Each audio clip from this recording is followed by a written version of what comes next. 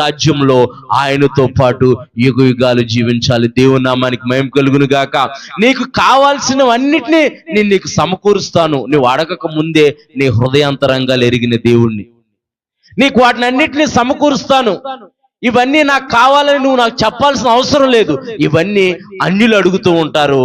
నీవు వీటిని అన్నిటినీ విడిచిపెట్టి నీ గమ్యము నీ గురి ఒకటి ఉందని చెప్పేసి మొదట ఆయన రాజ్యాన్ని ఆయన నీతిని వెతికేవారుగా మనం ఉంటే కనుక మనకు కావాల్సినవన్నిటినీ దేవుడు సమకూరుస్తాడంట. దేవుని నామానికి మహిమ కలుగును గాక.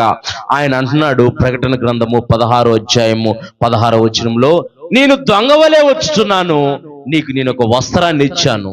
ఆ వస్త్రాన్ని నీవు కాపాడుకోవాలి. ఆ వస్త్రాన్ని నీవు ధరించుకుంటే నా రాజ్యాన్ని ఎతికేవాడిగా ఉంటావు, నా నీతిని అనుసరించి నడుచుకునేవాడిగా నీవు ఉంటావు అని అంటున్నాడు. ఒక వ్యక్తి ఆ వస్త్రాన్ని పోగొట్టుకున్నాడు. ఒక వ్యక్తి ఆ వస్త్రాన్ని